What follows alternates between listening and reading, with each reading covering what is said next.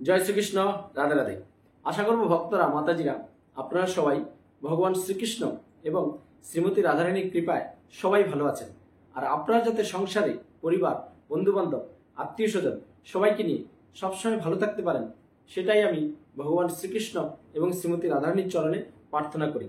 আজ সনাতন ধর্মের প্রচারক কৃষ্ণের দাস সুজিত নাথ আপনাদের সামনে উপস্থিত হয়েছি যে 2024-এর অক্ষয় তৃতীয়া কবে, যেটা ভগবান শ্রীকৃষ্ণের প্রিয় মাস বৈশাখ মাসে অনুষ্ঠিত হবে। তাই আজকের এই ভিডিওতে আপনারা জানতে পারবেন যে অক্ষয় তৃতীয়া কেন এত একটা গুরুত্বপূর্ণ দিন সমস্ত সনাতন ধর্মী বিশ্ববাসী মানুষের কাছে। অক্ষয়, অক্ষয় শব্দের অর্থ হল কি? যা কখনো ক্ষয় হয় না। তাই এই জন্য অক্ষয় তৃতীয়ার বিশেষ মাহাত্ম্য কি এবং বিভিন্ন শাস্ত্র কি বলছে যে অক্ষয় তৃতীয়ার এত কেন গুরুত্বপূর্ণ, তাই নিয়ে আমি 18টা বিশেষ কারণ নিয়ে আজ আপনাদের সামনে উপস্থিত হয়েছি এই কৃষ্ণ কথা সুজিত নাথ চ্যানেলে। তাই ভক্তরা, মাতাজিরা, এখনো যারা আপনারা এই আমাদের কৃষ্ণ কথা সুজিত নাথ চ্যানেলটা সাবস্ক্রাইব করেননি, সবার চরণের প্রণতি নিবেদন, আমার চ্যানেলটা সাবস্ক্রাইব করে বেল আইকন অন করে রাখুন। তাহলে কি হবে, আপনার শাস্ত্রীয় মতে যে যখন যেটা অনুষ্ঠিত হয় ভগবান শ্রীকৃষ্ণ শ্রীমতী রাধারানীর বা আমাদের সনাতন ধর্মী বৈষ্ণব পঞ্জিকা মতে, আপনারা ঘরে বসে সেটা শ্রবণ করতে পারবেন এবং আপনি সে নিষ্ঠার সহিত সেই কাজগুলো করতে পারবেন। তাই আজকে শ্রবণ করুন যে 2024-এর অক্ষয় তৃতীয়া কবে। 10ই মে, 27শে বৈশাখ, এটা হলো শুক্লপক্ষিয়া। অক্ষয় তৃতীয়া হবে শুক্রবারে। তাই আপনারা ভক্তরা, মাতাজিরা, অক্ষয় তৃতীয়ার দিন আপনি যা কিছু করবেন সব কিন্তু আপনার অক্ষয় হয়ে থাকবে। সেই অক্ষয় তৃতীয়ার দিন কি হয় যে ভগবান শ্রীকৃষ্ণের চন্দন যাত্রা শুরু হয়, দীর্ঘ 21 দিন থাকে। এই অক্ষয় তৃতীয়ার দিন আপনি যদি বেশি বেশি করে ভগবান শ্রীকৃষ্ণের সেবা করেন তাহলে সেটাও অক্ষয় হয়ে থাকবে। আবার কেউ যদি ভাবেন অক্ষয় তৃতীয়ার দিন আপনি খারাপ কাজ করবেন, সেটাও কিন্তু আপনার জীবনে অক্ষয় হয়ে থাকবে। তাই চয়েস ইজ ইউর, পছন্দ আপনার। আপনি কোন অক্ষয় করবেন? ভগবানের প্রীতি সেবা করে অক্ষয় করবেন, না আপনি খারাপ কাজ করে অক্ষয় করবেন? কারণ কি, এই অক্ষয় তৃতীয়ার দিনই দেখবেন অনেকে গৃহপ্রবেশ করে, অনেকে নতুন ব্যবসা বাণিজ্য শুরু করলে দোকানে পুজো দেয়, বা অনেক সোনার দোকান বা বিভিন্ন ব্যবসা বাণিজ্যের দোকানে অক্ষয় তৃতীয়ার দিন অনেকে হালখাতা করে, শুভ দিন। অনেকে আবার কি করে, উপনয়ন করে অক্ষয় তৃতীয়ার দিনে। বিভিন্ন কিছু শাস্ত্রেই আছে, আপনি যা কিছু করবেন এই অক্ষয় তৃতীয়ার দিন সবকিছু কিন্তু আপনার অক্ষয় হিসেবে থাকবে। তাই বেশি বেশি করে এই অক্ষয় তৃতীয়ার দিন হরিনাম সংকীর্তন করবেন, গীতা ভাগবত পড়বেন। বাড়িতে পারলে আপনি ভাগবত পাঠের ব্যবস্থা করবেন, সেটা অক্ষয় হয়ে থাকবে। যা কিছু করবেন ভক্তরা, মাতাজিরা। আর সেটা কবে? 10ই মে, 27শে বৈশাখ, শুক্রবার। আর এই বৈশাখ মাসের শুক্লপক্ষিয়া তিথিতে এই অক্ষয় তৃতীয়া হবে। তাই ভক্তরা, মাতাজিরা, আপনারা এই অক্ষয় তৃতীয়ার দিন যে 18টা বিশেষ কারণ কেন এত অক্ষয় তৃতীয়ার গুরুত্ব, আর অক্ষয় তৃতীয়ার দিন আপনারা কি কি করবেন, আপনারা নিষ্ঠার সাথে শ্রবণ করুন সেই মাহাত্ম্যটা। 1 নম্বর, অক্ষয় তৃতীয়ায় পরশুরাম জয়ন্তী বলে থাকে। এই দিনে ভগবান বিষ্ণুর ষষ্ঠ অবতার ভগবান পরশুরাম ঋষি যমদগ্নি ও মাতা রেণুকার গর্ভে জন্মগ্রহণ করেন। পরশুরাম জাতিতে ব্রাহ্মণ হলেও তার আচার আচরণে ছিল ক্ষত্রিয়ের মতো। পিতৃহত্যার প্রতিশোধ নিতে তিনি পৃথিবীকে 21 বার ক্ষত্রিয় নির্মূল করেছিলেন। ভগবান পরশুরামের রাজত্ব ছিল দেশের সর্বত্র। 1 নম্বর কারণ কি, এই অক্ষয় তৃতীয়ার দিনে ভগবান শ্রীকৃষ্ণের যে ষষ্ঠ অবতার পরশুরাম, সে এসছিল এই পৃথিবীতে। কার গর্ভে এসছিল? যমদগ্নি ও মাতা রেণুকা। পিতার নাম ছিল যমদগ্নি ও মাতা ছিল রেণুকা। সে এমনি বংশে ছিল ব্রাহ্মণ, কিন্তু তার আচরণে ছিল ক্ষত্রিয়। তার পিতৃহত্যার প্রতিশোধ নেওয়ার জন্য এই পৃথিবী থেকে 21 বার ক্ষত্রিয় শূন্য করে দিয়েছে। কোনো ক্ষত্রিয়কে রাখেনি, সবাইকে মেরে দিয়েছে। এবং তার রাজত্ব ছিল সমস্ত দেশব্যাপী। এটা হলো 1 নম্বর। এই জন্য কিন্তু অক্ষয় তৃতীয়ার এত মাহাত্ম্য।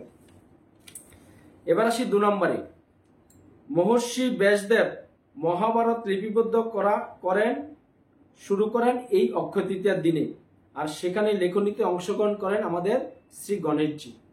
এই অক্ষয় তৃতীয়ার দিনে যে আমাদের শিল ব্যাসদেব, যিনি মহাভারত লিখেছেন, হ্যাঁ, যিনি ভগবত লিখেছেন, যিনি বেদ লিখেছেন, বিভিন্ন আদি পুরাণ লিখেছেন, তিনি এই অক্ষয় তৃতীয়ার দিনে মহাভারত লেখা শুরু করেন এবং সেই লেখানিতে তাকে সাহায্য করেছে কে? আমাদের গণেশজি। 3 নাম্বার, এই দিনে কঠোর তপস্যার মাধ্যমে মা গঙ্গাকে পৃথিবীতে নিয়ে এসেছিলেন রাজা ভগীরথ।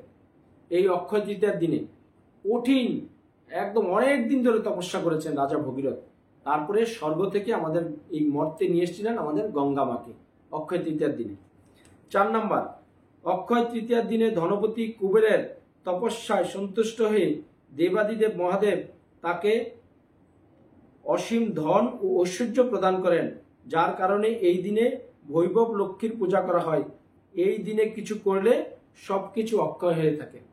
কি হয়েছে? এই অক্ষয় তৃতীয়ার দিনে যে ধনপতি কুবের, যার কাছে কখনো ধন সম্পদের কোনো অভাবই ছিল না, যে যা চাইবেন সবকিছু পাওয়া যেত, সে এই দিনে কঠোর তপস্যার মাধ্যমে দেবাদিদেব মহাদেব শিবকে সন্তুষ্ট করেছেন, যার কারণে শিব সন্তুষ্ট হয়ে এই অক্ষয় তৃতীয়ার দিনে ধনপতি কুবেরকে বিশাল সম্পদ এবং ঐশ্বর্য দান করেছিল।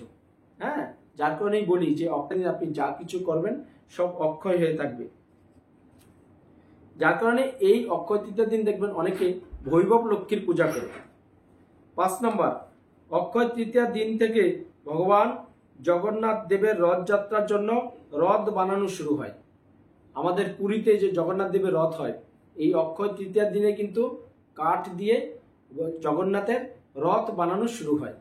তাই অক্ষয় তৃতীয়ার এত একটা মাহাত্ম্য। তারপর 6 নম্বর, অক্ষয় তৃতীয়ার দিন থেকে সত্য যুগের সূচনা হয়। হরিবোল হরিবোল।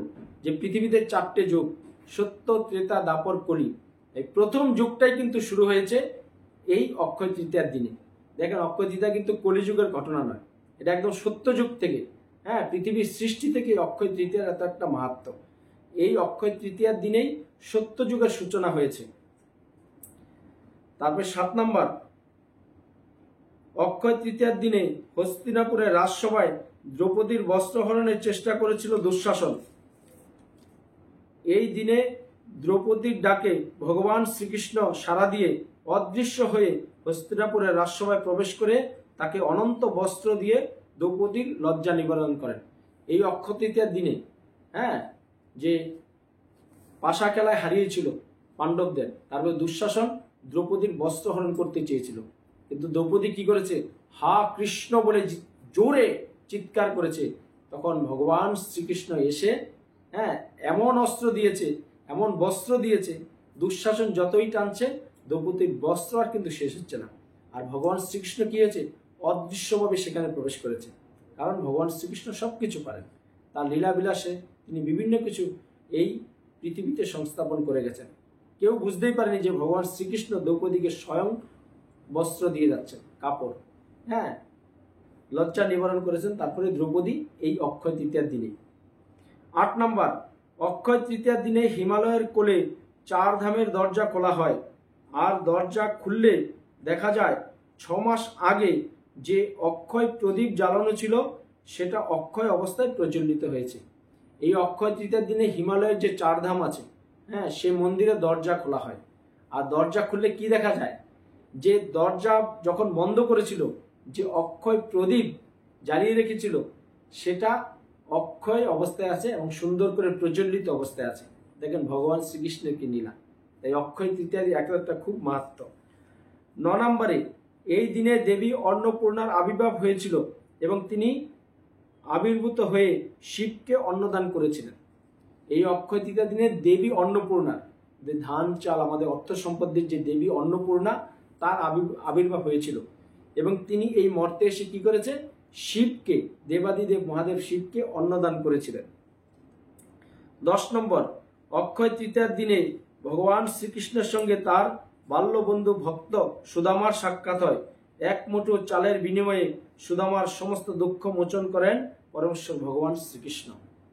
এই যে এই অক্ষয় তৃতীয়ার দিনে ভগবান শ্রীকৃষ্ণের যে বাল্যকালের বন্ধু সুদামার, হ্যাঁ, পরিচয় হয়। আর তখন কি করেছে? সুদামা খুব দুঃখ কষ্টে ছিল, তাই কি করেছে? ভগবান শ্রীকৃষ্ণ 1 মুঠো চাল দিয়েছে। যেই 1 মুঠো চাল দিয়েছে সুদামাকে, সুদামার জীবনের সমস্ত দুঃখ কষ্ট দূর হয়ে গেছে এই অক্ষয় তৃতীয়ার দিনে। তাই ভক্তরা মাতাজিরা, আপনারাও যদি এই অক্ষয় তৃতীয়ার দিনে ভালো কিছু করেন, তো আপনার জীবনে যতদিন বেঁচে থাকবেন, ইহজগতে পরজগতে গিয়েও আপনার সেটা অক্ষয় ফল হিসেবেই থাকবে।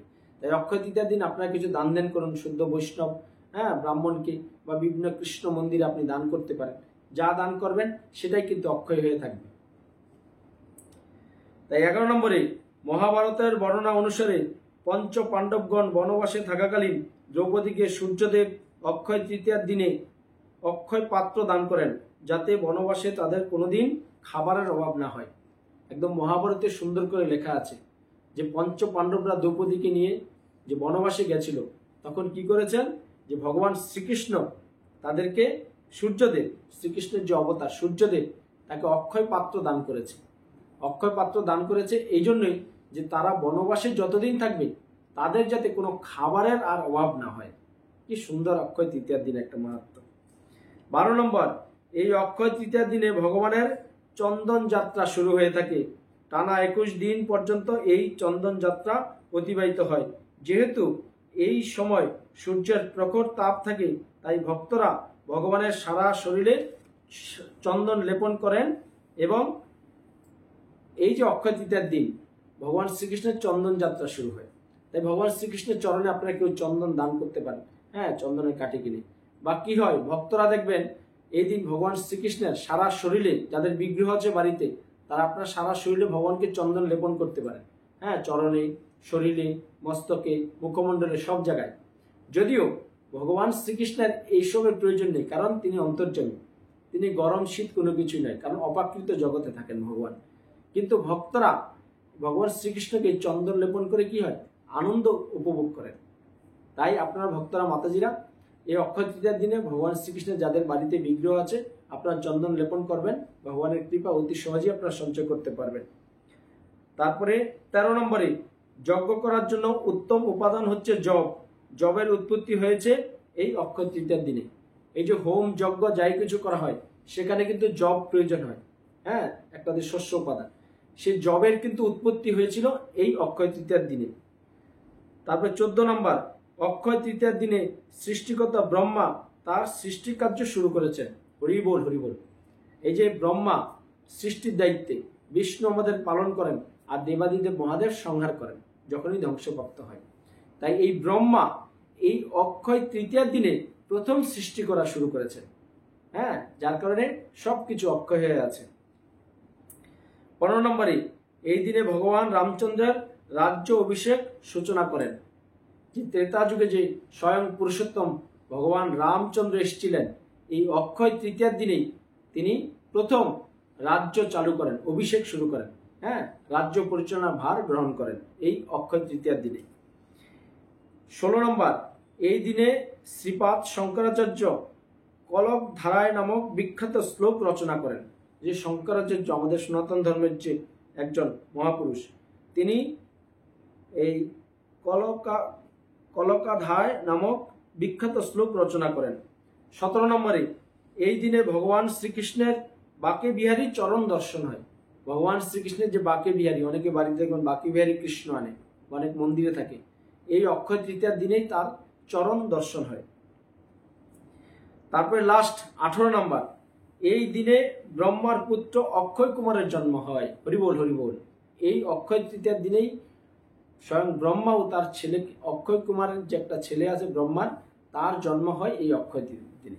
তাই ভক্তরা মাতাজিরা, অক্ষয় তৃতীয়ার দিনে আপনারা যা কিছু করবেন, ভগবানের নাম করুন, দান ধ্যান করুন, আপনি বাড়িতে গীতা পাঠ করুন, বা আপনার এই দোকানের ব্যবসা নব সূচনা করবেন, বা আপনি হয়তো নতুন বাড়ি করেছেন বা ফ্ল্যাট কিনেছেন বা যাই কিছু করেছেন, আপনি অক্ষয় তৃতীয়ার দিনে সেখানে প্রবেশ করুন। আপনার কিন্তু গৃহটা সুন্দরভাবে উজ্জ্বল আলোকিত হয়ে থাকবে। যা কিছু করবেন, আমি বারে বারে বলছি, এই অক্ষয় তৃতীয়ার দিনে আপনার সব অক্ষয় হয়ে থাকবে। তাই ভক্তরা মাতাজিরা, আজকের ভিডিওটা আমাদের ভালো লাগলে আপনারা সবার মধ্যে শেয়ার করে দিন।